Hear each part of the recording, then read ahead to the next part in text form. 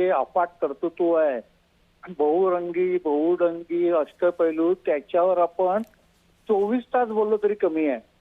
इतकं त्यांचं आपल्या भारतीय संगीताला, म्हणजे चित्रपट संगीत सुद्धा आणि भक्तिगीत भावगीत यांना सुद्धा त्यांचं प्रचंड मोठं देणं आहे. आणि त्यांच्या प्रत्येक गाण्याचा जर किस्सा सांगत बसलो ना तर बरंच काय काय आहे. म्हणजे त्यांच्या गाण्याची जी आपण विविधता जी म्हणतो, वेगवेगळ्या मूडची गाणी त्यांनी दिली, भावार्थाची गाणी दिली. एक उदाहरण देतो की ज्या आशा भोसले नाचरे मोरा यासारखं गाणं गायलं ज्यांनी, त्यांनाच आपण माझं सोनूलं सोनूलं हे माहेरची साडीचं गाणं सुद्धा त्यांनीच गायले. हे खरं वाटणार नाही किंवा हे एवढी अफाट रेंज आहे. किंवा त्यांनी कुठे कुठे जायचं मी हनीमूनला हे फटाकडी सिनेमातलं गाणं गायलेलं आहे. म्हणजे ज्या मुंबईचा जावई सारख्या सामाजिक चित्रपटासाठी गायल्या, त्यांनीच नंतर सिंहासन सारख्या सिनेमासाठी पण एक वेगळ्या प्रकारचं गाणं गावं, त्या गायलं त्यांनी. हे वैशिष्ट्य म्हणजे त्यांच्या रेंज विषयी आपण जेव्हा बोलतो की त्यांनी भक्तिगीतं, भावगीतं, प्रेमगीतं, त्यानंतर सोलो गाणी जी गायली, कव्वाली, त्यानंतर पुढच्या जनरेशन साठी असणारं जे आधुनिक म्युझिक याला म्हणतो, वेस्टर्न याचा जो लहेजा असलेलं जे म्युझिक ते म्हणतो, ते सुद्धा त्यांनी गायलं. एक वेगळं उदाहरण सांगतो मी. आपण त्यांचं आजा आजा वगैरे जी गाणी आहेत, तिसरी मंजिल मधली जी गाणी आहेत, जिथे R.D. बर्मन आणि आशा भोसले यांचं कॉम्बिनेशन हिट झालं, आज त्या गाण्याला 60 वर्ष झालेली आहे. त्यातलं मेरे सोनारे सोना जे गाणे आहे, ते गाणं 30 वर्षानंतर, म्हणजे 65चा सिनेमा, त्यानंतर 95-96 साली लेस्ली लुईसनी त्याचं रिमिक्स केलं होतं. आणि ते रिमिक्स आशा भोसले यांनी वेगळ्या शैलीमध्ये, म्हणजे मॉडर्न शैलीमध्ये ते गायलं. आणि त्याचा व्हिडिओ सुद्धा आपल्याला, जर आपण आता गुगलवर गेलो आणि तो व्हिडिओ पाहायचा म्हटलं तर त्याच्यामध्ये आपल्याला आशा भोसले ते गाणं व्हिडिओवर गायल्यात. म्हणजे त्यांनी ते गायकीचा अभिनय केला आणि त्या गाण्यामध्ये मॉडर्न रूपामध्ये आपल्याला दिसते ती सोनाली बेंद्रे. ही जी त्यांची रेंज आहे, आज झेनजी पिढीला सुद्धा आशा भोसले माहीत पडतात. म्हणजे आता ज्यांनी धुरंधर चित्रपट पाहिलेला आहे, त्याच्यामध्ये कारवा चित्रपटातलं जे गाण्याचं जे त्यांनी जो उपयोग केलेला आहे बॅकग्राऊंडला, आदित्य धरणी, इतकी अफाट रेंज आहे. म्हणजे त्यांनी 1943 साली म्हणजे वयाच्या 10व्या वर्षी गायला सुरुवात केली. तेव्हाचं सामाजिक सांस्कृतिक वातावरण, रेकॉर्डिंगच्या पद्धती, म्हणजे त्याला अगदी रेकॉर्डिंगच्या अगदी इतक्या सुविधा नव्हत्या. त्यापासून ते आधुनिक काळापर्यंत जी त्यांची जी तांत्रिक प्रगती झाली, त्या तांत्रिक प्रगती सोबत आशाजीने स्वतःला अपडेट ठेवलं, ताजंतवानं ठेवलं, फ्रेश ठेवलं, असं बरंच काही सांगता येईल. दिलीप सर, खरं तर आवाजामध्ये इतकं वैविध्य सहसा पाहायला मिळत नाही, मात्र आशाताईंकडे ते होतं. एक वर्सटाईल वोकॅलिस्ट म्हणून त्यांच्याकडे पाहिलं जायचं.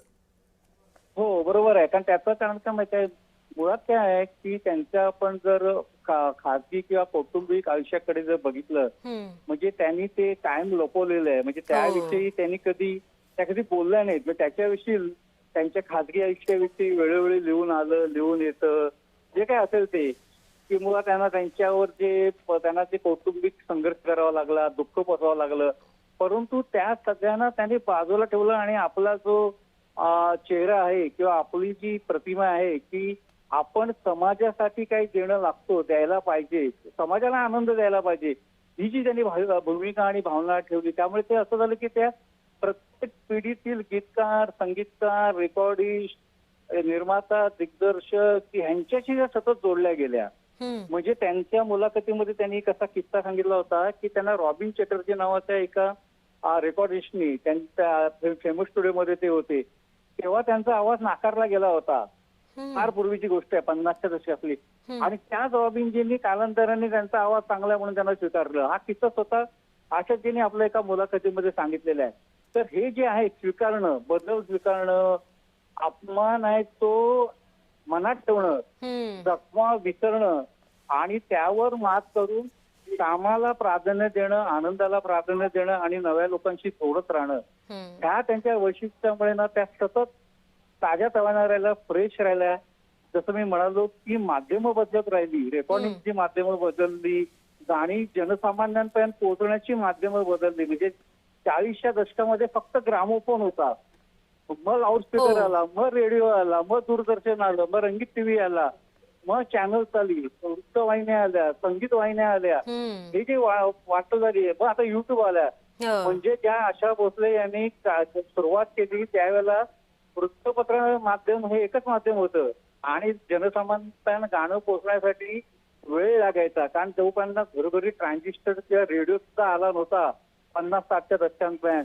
तरी सुद्धा त्यांची ती गाणी जनसामान्यांपर्यंत पोहोचली. याचा अर्थ ती गाणी तेवढी ताकदवान होती, तेवढी वैशिष्ट्यपूर्ण होती, तेवढी त्याच्यामध्ये विविधता होती. आणि गाण्याची विविधता काय सांगावी, म्हणजे 3 दिवसातली गाणी त्यांची वेगळी आहेत, रंगीला मधली वेगळी आहे, इजाजत मधली वेगळी आहे, तर उमराव जान मधली वेगळी आहे. या प्रत्येक चित्रपटाचं नेचर, वैशिष्ट्य, व्यक्तिमत्व वेगळे आणि गाणाऱ्या मात्र एकच आहेत, त्या म्हणजे आशा भोसले. हे जे दिलीप आहे त्या उत्सुकतेने दिलीप सर, खरं तर या सगळ्यामध्ये म्हणजे जी काही स्थित्यंतरे येत गेली त्यामध्ये आशाताईंनी स्वतःला त्या पद्धतीनं त्या भूमिकेत त्या शिरल्या. म्हणजे जे काही तांत्रिक बदल होत गेले ते त्यांनी स्वीकारले आणि त्या पद्धतीनं त्यांनी गाण्यात बदल केला. यामध्ये ओ.पी. नय्यर आणि आर.डी. बर्मन यांच्यासोबतची त्यांची जोडी विशेष गाजल्याचं पाहायला मिळालं. हो, ओ.पी. नय्यर म्हणजे तर आपण हिंदी चित्रपटाच्या वाटचालीचा जर अभ्यास केला, विश्लेषण केलं, फोकस टाकला, तो ओ.पी. नय्यर यांचा काळ वेगळा होता. आणि ओ.पी. नय्यर यांनी लता मंगेशकर यांच्यासोबत एकही गाणं आपल्या कारकिर्दीमध्ये केलेलं नाहीये. म्हणजे तसा योग आला होता, पण तो हुकला गेल्याचा किस्सा प्रसिद्ध आहे. पण आशाजी आणि ओ.पी. नय्यर ही जी जोडी आहे, मग आइये मेहरबा, हे जे गाणे आहे हे खास आशाजींचा जो टच आहे, त्या किस्मत सिनेमातलं गाणं असेल, प्राणजय वचनजय चित्रपटातलं गाणं असेल, हावडा ब्रिजचं गाणं, म्हणजे एवढी आशा भोसले आणि ओ.पी. नय्यर हे इतकं हिट कॉम्बिनेशन आहे ना. आणि ओ.पी. नय्यर यांचा संगीताचा ढंग वेगळा होता. म्हणजे एक काही गाण्यांना आपण म्हणजे जी घोडागाडी चालण्याचा जो आहे ना, नयादौर सिनेमा त्यांची गाणी, तर तिथे आशाजी एकदम फिट बसल्या. आणि राहुलदेव बर्मन म्हणजे आर.डी. बर्मन आणि आशाजी हे त्यानंतरचं कॉम्बिनेशन आहे. म्हणजे 60च्या नक्कीच दिलीप दशकामध्ये सर, त्यावेळेला अतिशय हे कॉम्बिनेशन गाजल्याचं आपण सगळ्यांनी पाहिलं आणि आता तीच आशा मावळली. आपल्या सगळ्यांना अतीव असं दुःख होतंय. दिलीप सर, खूप धन्यवाद आमच्यासोबत बोलल्याबद्दल.